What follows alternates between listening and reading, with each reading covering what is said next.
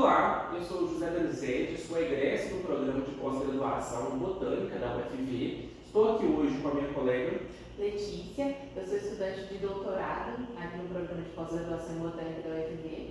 E nós viemos apresentar um breve resumo dos trabalhos que foram desenvolvidos com o financiamento concedido pela FAPEMIG, com um projeto intitulado Anatomia Foliar, base de dados úteis para a taxonomia e para interpretações evolutivas e filogenéticas em Euphorbiaceae.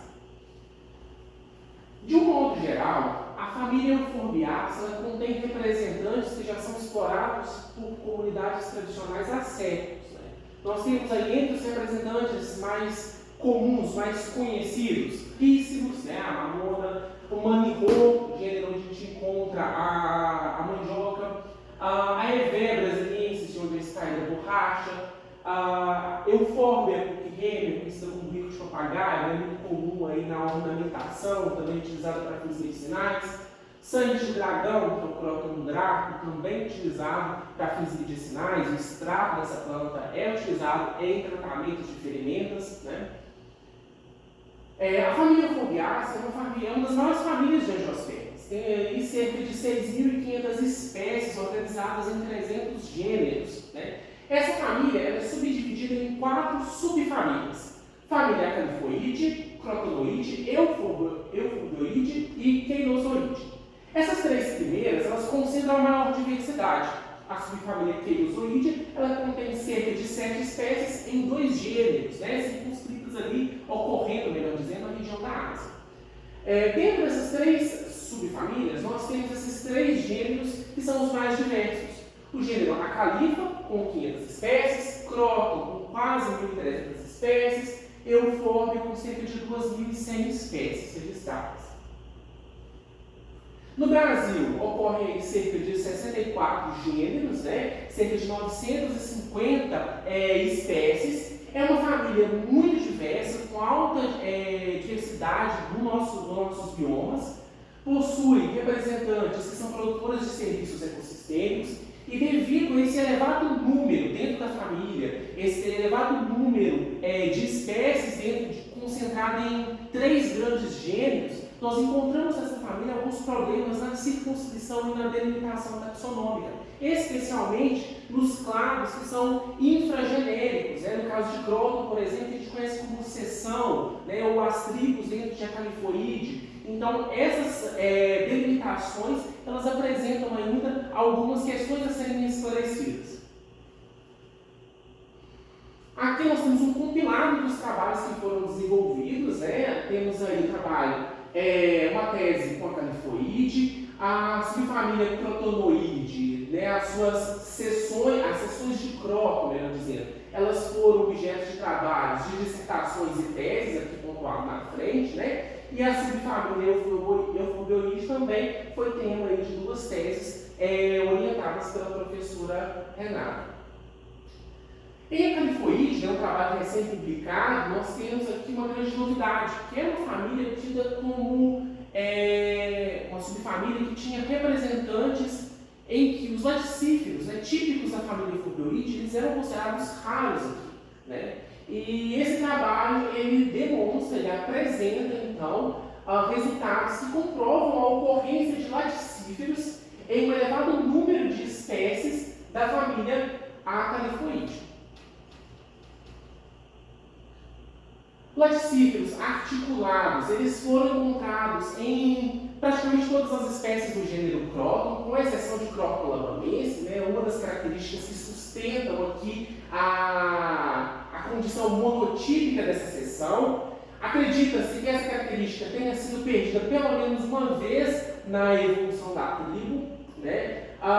Nós temos, então, laticíferos não articulados, anastomosados e ramificados em Cleodora e Lamprocroton, não articulados em Cyclostigma, Geiseleia e Abenophylle.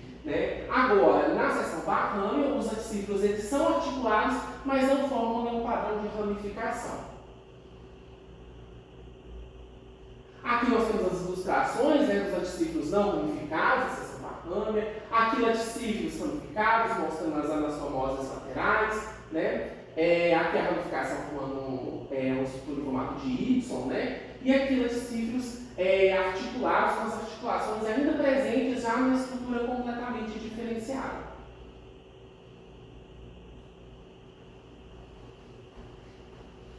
Bem, agora falaremos um pouco dos tricomas em euforbiácea, especificamente no gênero Croton. Há uma grande diversidade, tanto morfológica quanto na variação na distribuição desses tricomas em Croton, e era muito utilizada a referência de Webster de 1996, onde ele trazia os principais tipos de tricomas em Croton, e era utilizado também, no geral, para euforbiácea, até mesmo para outros grupos. Então, realizamos um trabalho de revisão desses tricomas e para poder padronizar um pouco melhor essas terminologias e esclarecer, por exemplo, alguns problemas que incluíam a distinção entre estrelado e lepidoto e entre os tipos fasciculado, rosulado e multirradiado. Além disso, o Webster também ele tinha introduzido uma subdivisão no tipo de tricoma lepidoto com base no grau de fusão entre os raios, e isso dificultava um pouco a padronização da utilização dessa nomenclatura, e ele foi pouco utilizado. O único subtipo que foi utilizado dentro do lepidoto é o estrelado lepidoto, com cerca de 30 a 50% de fusão.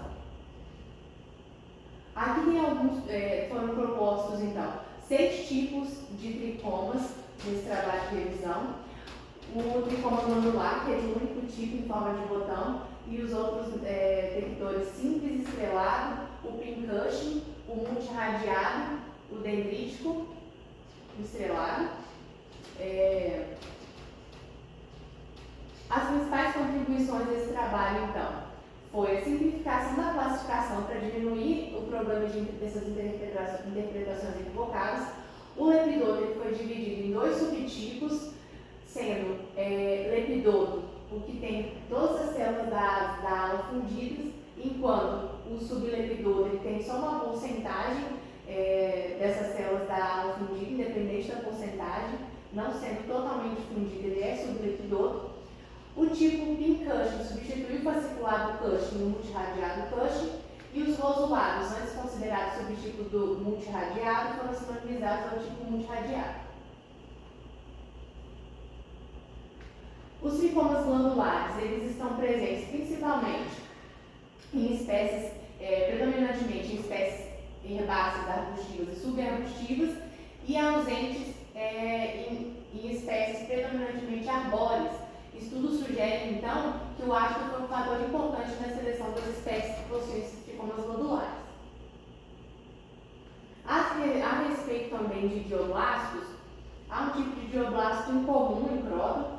Nós podemos observar que eles ocorrem em diversas posições no mesofilo, ou até mesmo em células próximas da epiderme, e também em pedúnculo de tricomas ou emergências, mas foram observados principalmente na seção pleonômia, na subseção espruciane, um idioblasto em que ele emergia acima da epiderme com essa conformação, então, com parte inserida dentro do mesofilo e parte fora desse mesofilo acima da epiderme.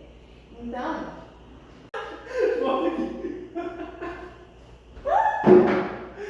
de novo.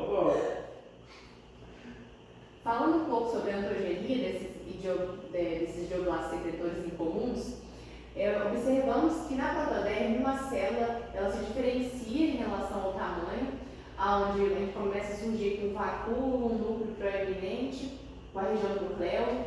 Esse vacúolo começa a aumentar o seu volume e atinge a região apical da célula, em contrapartida, o núcleo e as outras organelas são direcionadas para a região basal. Aqui conseguimos ver já o núcleo sendo totalmente deslocado para a porção basal da célula, e o vacúolo ocupando toda essa região que já está acima da epiderme.